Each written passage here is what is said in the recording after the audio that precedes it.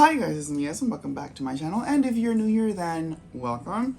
In this video we are going to be talking about the things that you should know as a witch. Now mind you, there are many different things that you should know as a witch, but these are just the ones that I came up with. Yeah, I'm not gonna make the intro too long, so let's begin. To begin, we're going to talk about crystals. So personally, I think that if you are aware of the power that crystals hold, I think that for the most part, if you're going to be choosing one in particular to start out with, I think that you should actually begin with the clear quartz. Now, this is because clear quartz is a crystal that can actually be used as a substitute for other crystals, because the clear quartz is actually an amplifier.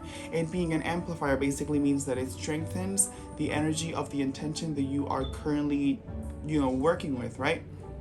So let's say that you have a working, right? And it can be a bowl spell, basically a spell that involves a bowl, a jar spell. It can be any sort of spell, right? And it has all of the good stuff that you want to include in that spell, right? The way in which you would use that stone will pretty much vary, but let's say if it is a tower, like a pointed tower, I think it's called, a wand, I'm not sure, like when it's like standing straight and then like pointy at the top.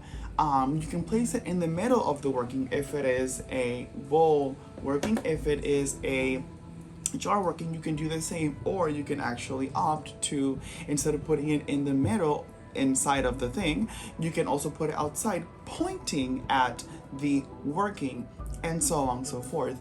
Essentially, you're going to imbue that crystal with your energies and essentially, make it amplify what it is that you are trying to achieve. Speaking of substitutes, I want to now talk about candles. When it comes to candles, commonly nowadays, I think that when we think of colored candles and the way in which we can work with them in workings, I think that we kind of forget that white candles do exist.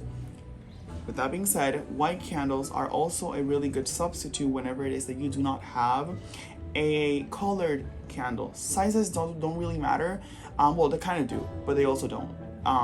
The longer it burns, the longer and more bigger the working is. If it's something that isn't going to be big, then you are going to be fine. You can never really go wrong with, I do not know the name of these candles, but you can also never really go wrong with these candles. They can be pretty much any shade of white, but the whiter the better.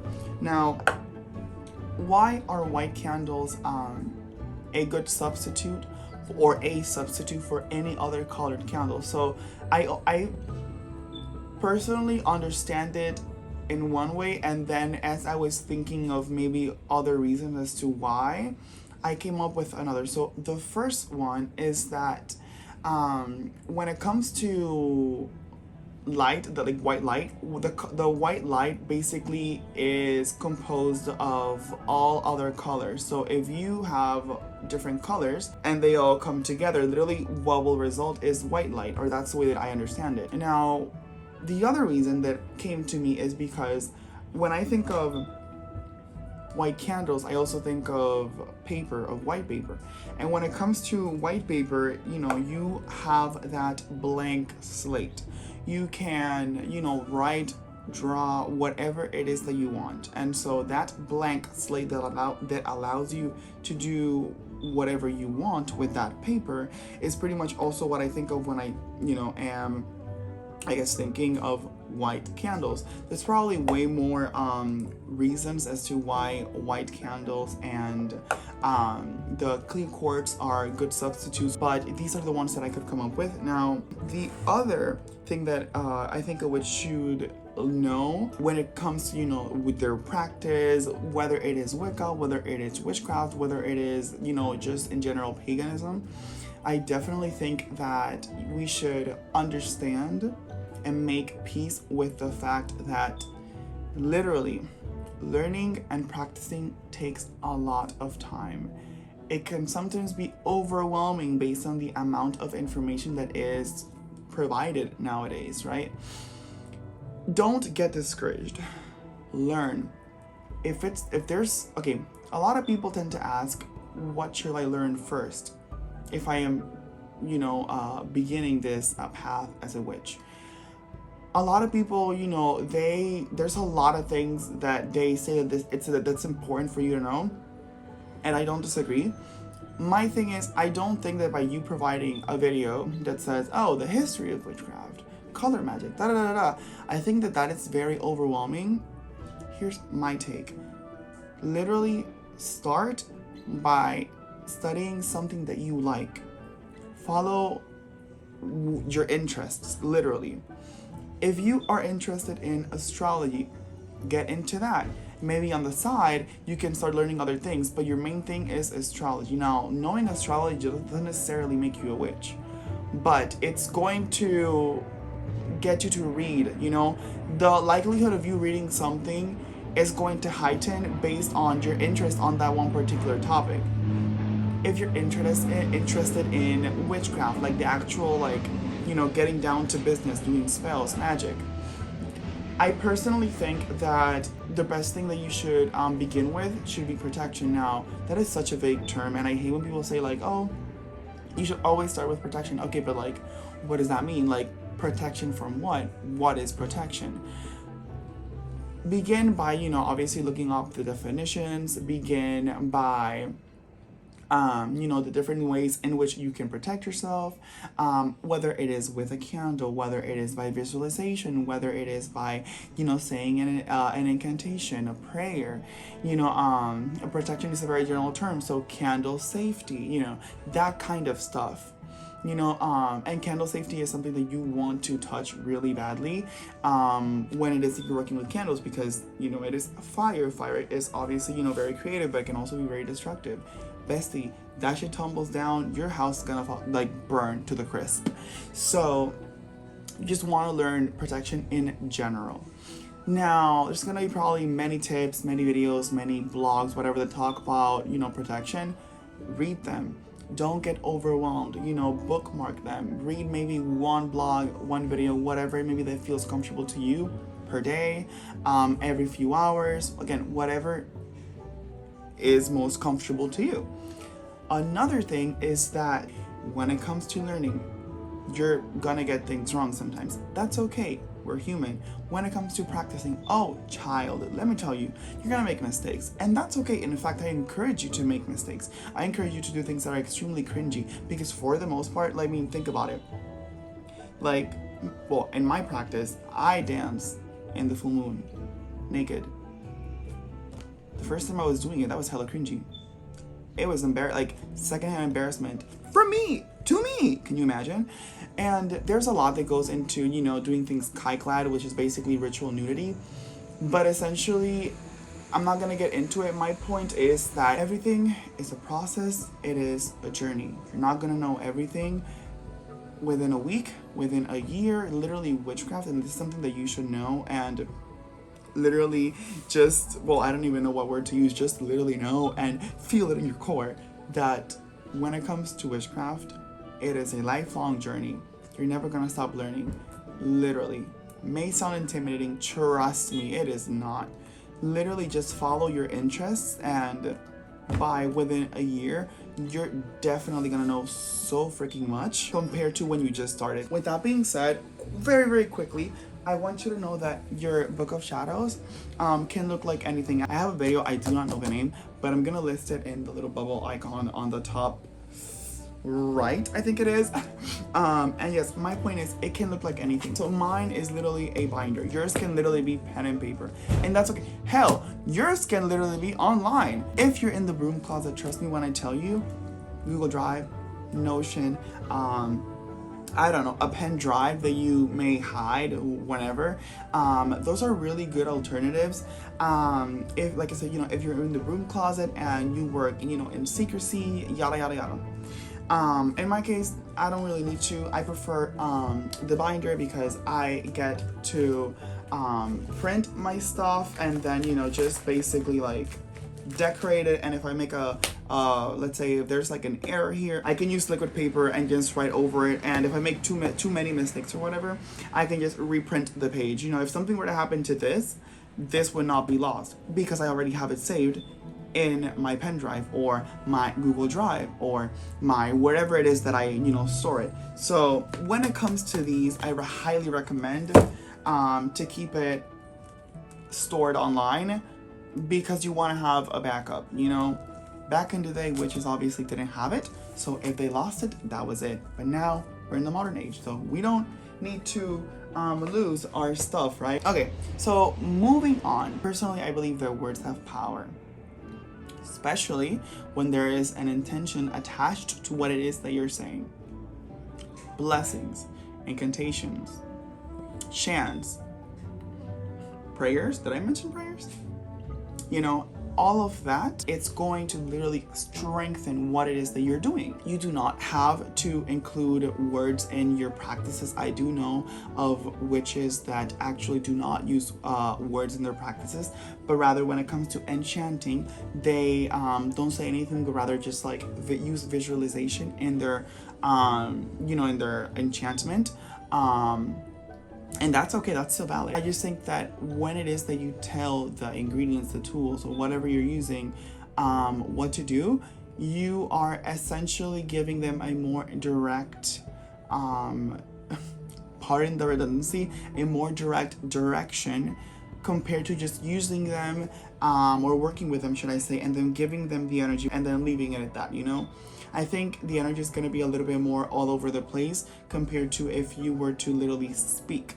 Now, with that being said, and that I mentioned intention, I also want to mention that when it comes to intention to me is technically set the moment that you actually want to do something.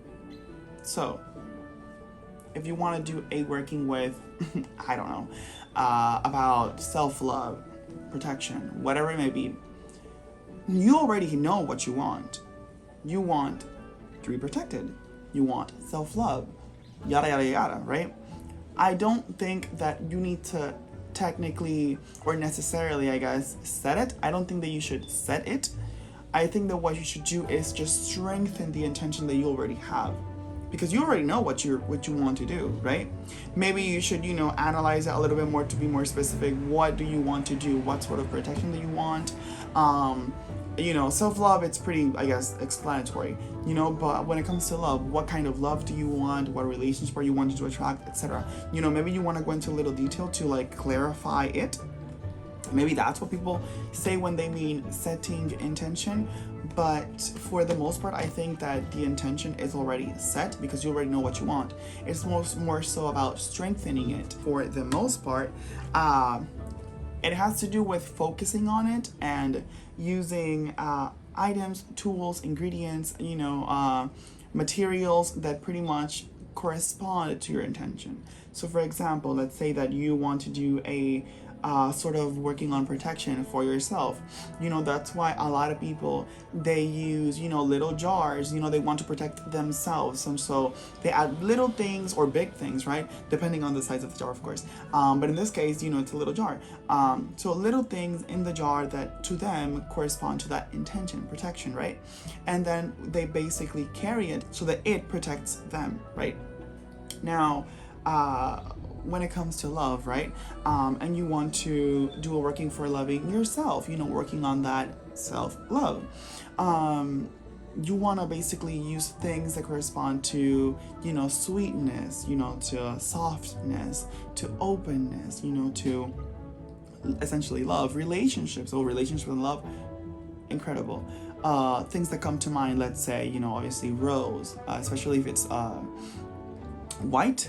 If it's pink, white means purity, means innocence, it means cleansing, it means purifying, it means saning, it means blessings, right? And you want all of that for yourself and your relationship with you.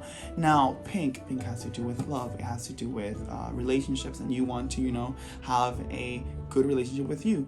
I think of sugar, I think of honey, those are sweeteners. I think of rosemary. I think of, let's say, the color blue, rosemary has to do with love. The color blue also, the color blue has to do with communication, the throat chakra, and so on and so forth. Now, there are many things that obviously, correspond to your intention. You I think that you should, look them up or just follow your intuition, because speaking of intention and things that correlate to it, I kind of want to touch a little bit about correspondences. So typically there are like, I want to say universal or collectively, I think that we already have set things that are associated with other specific things. So, when we think of, like I said, roses, we think of love, we think of passion, maybe even lust. But roses also have thorns. So yes, it does have those beautiful qualities, but it can also have other qualities as well. Now, the most important one that I want to mention, it's green. When we think of green, we think of abundance, we think of earth, we think of money most specifically. But the problem with, well, not really a problem, but the thing with green only being attributed to money may be that in other countries, money may not even be green. So let's say money can be something else. In that case, money to you could be another color or a specific currency within that country, right?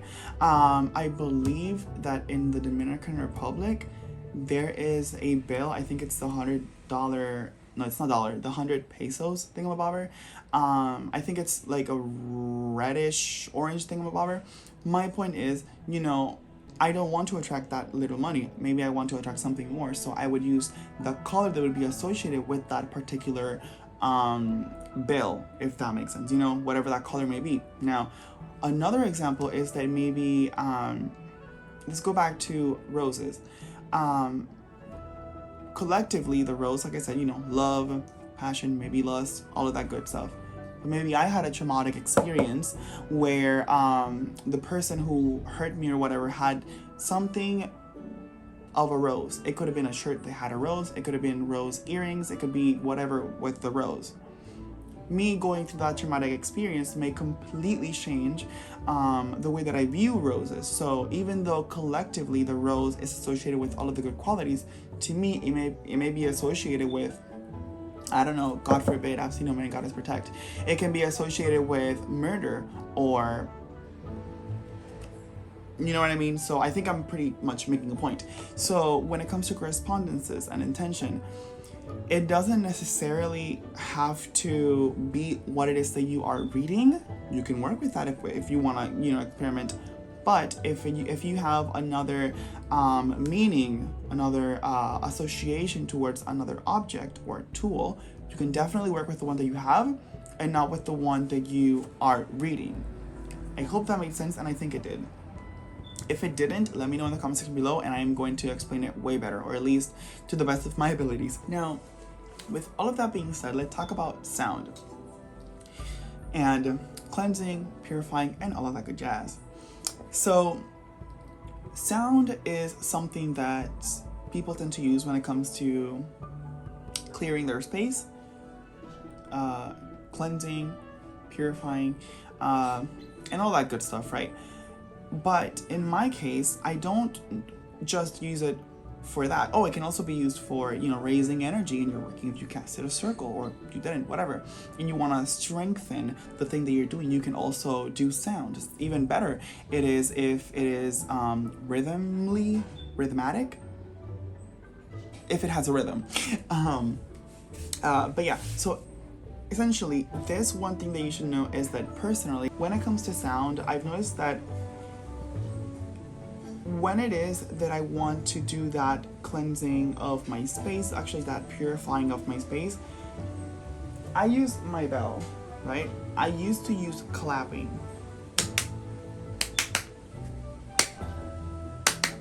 Any sort of rhythm, any amount of times, whatever feels right to you. 3 is fine, 2 is fine. It's even better, like I said, was have power. So if you say something while you're clapping or making the sound, bonus points. But in my case, clapping. I used to use clapping. Every corner, every place in my bedroom, the house, wherever it is that I was performing it. It wasn't until I actually figured that, bro, I have a bell. I rarely use it. Like, I literally only used to use it for, the beginning and the ending of actually me performing a ritual, to kind of get my mind in and out of this ritual setting, like this ritual mental setting, if that makes sense. I started to use it for awakening, I guess, the stagnant energy that was in my space. After I started doing that, I have noticed more, maybe more efficiency in my clearing of the space, and this, ritual that I'm doing for just purifying it, removing that negative energy, that unwanted energy. I have noticed that overall, just waking it up has just worked wonders. So, when it comes to using the bell, you can use it like this. I use it like this. That's pretty much how I use it. Sometimes I do, dun dun dun dun, or dun dun dun dun dun dun dun dun. It really just depends on, again, you and how you want to do it. Again, experiment. It really depends on how I'm feeling for the most part. Even though I have a specific rhythm, like I mentioned, it really depends. Overall, my whole practice, it depends on how I'm feeling in the moment. If I feel like more times would be better, then I do it more times. So I feel like less times is better, then I do it less times. Give it a try, especially before you actually are doing a working, to kind of get that energy going. Wake it the fuck up, and then you can do your working. Try that. Try it when you are feeling, weight. You're feeling, energetic weight. When you're feeling really sluggish, you're feeling tired, and you have no reason to be tired. When you're feeling lazy, down, getting more depressed. Obviously, I'm not telling you that this is the cure, but if your bedroom is, or your house or whatever is making you feel like that, whenever it is that you enter it, wake that energy up, get that shit going. Do a purifying if you want to, but for the most part, begin by waking it up. I also want to mention that I did forget to point out is that I want to emphasize that when you are, waking that shit up, like the energy, you might want to have your windows, doors opened. That is because you want it to be, have access to leave. If you literally have your door and window open, for the most part, it's just gonna, be all over the place, and it's not gonna do anything. If anything, it's just gonna remain the same. You're gonna be chasing it around the same place, and you don't want that. You want it to go. So that is something that you should keep in mind. Now, another thing is that, boy, let me tell you something. I recommend, if it is that you are practicing, witchcraft, and you are starting out with protection, I want you to prepare a protective incantation for whenever someone verbally curses you, or whenever it is that you feel like you need it. This is basically going to be your creation. You can use something from Google, from the internet, or someone else's. You can adapt someone else's, whatever you feel most comfortable doing. But the more personal it is, the better, because it's going to be yours, and it's going to be uniquely yours. Another thing that I want to point out is that I think that when it comes to your workings, your practices, and all of that good stuff, I highly, highly think that you should hide and also silence. I'm not telling you to hide because something's going to come after you. I'm not telling you to keep silence because something's going to hear you. I'm actually telling you to hide it and also keep silent about it. Now, hide it. Why would you want to hide it? Because people are nosy. People are naturally curious. Children, they're gonna want to open stuff. They're gonna want to touch stuff, etc. You do not want, or at least you want to minimize the probability of all of that kind of stuff happening. You want to minimize, what the hell? You want to minimize the probability of someone basically tampering with the thing that you literally worked on. It is your prized possession because it is doing something for you. And so you don't want people to touch it, to drop it, to open it, whatever. Now, to keep silent. Not everybody's going to be working in your favor. Not everybody is going to understand what you're doing. Other people may doubt what it is that you're doing, and you don't want to have that tamper with the energy that you were working with. So, that being said, posting it online, sharing it with friends, etc. I'm not saying it that you cannot do it. You can. Personally, I recommend that if you're going to do it after it's done its thing. But if you were to share it, I want you to keep in mind that there may possibly be people that it may do something against the thing that you wanted to attract. With that being said, I do want to add something about tag locks. This right here, a gold. Definitely suggest that you read it. So for the most part, you might be like, aren't you a Wiccan? Why are you reading this? Aren't you really wicked? It's kind of contradictory, little different, you know. I am one of the people that believes that in order to know how to heal, you need to learn how to curse. I'm not telling you now to actively put curses on people or to do any of that sort, but what I am saying is that by you having an understanding of the different ways in which people can actually harm you, you can essentially work around it to actually do the opposite of what was done to you, you know. Another thing is that when you know that, for example, in this book, it actually tells you how to dismantle or how to get rid of, let's say, something that was done against you, right? Now, I love this book because, yes, it talks about, you know, the curses, it talks about jinxes, it talks about hexes, and all that good stuff, how to do them. But it also emphasizes the fact that you need to find a good reason as to why you're doing it. It's not telling you, oh, just do it because you're angry. You know what I mean? Like, there's such a big level of responsibility that is emphasized in the book when it comes to you actually wanting to do it. And it literally opens your eyes a lot about the many things that can be used literally against your favor. So, speaking of tag logs, tag log can go from your hair to your fingernails, literally to your napkin, to the napkin you used, literally all the way to your footprint. It's something that can also be used, which I was like, bro, if I can say something about this book, is that this book is so good. It literally, well, maybe not literally, but it low-key made me have a little bit of trust issues. I'm like, whoa, hold on. The amount of stuff that I just literally left layering around because I didn't care, it's just astonishing. But I don't know, overall I just think that this is a really good read. Now mind you might be like, bro, is this sponsored? Hell no, I'm not that big of a channel right now. So it definitely can't be sponsored.